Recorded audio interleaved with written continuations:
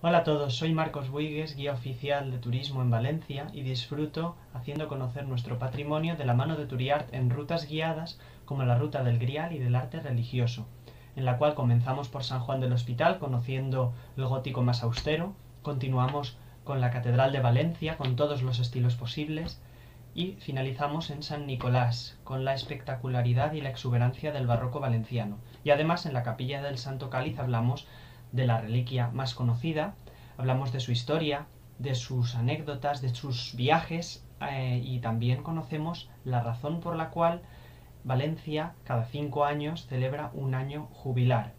También este año, a partir de octubre, Valencia celebrará un año jubilar. Así que acompáñanos para conocer todos estos detalles. Es una ruta de gran contenido cultural que os recomendamos a todos los que queréis conocer y querer más a nuestra ciudad de Valencia.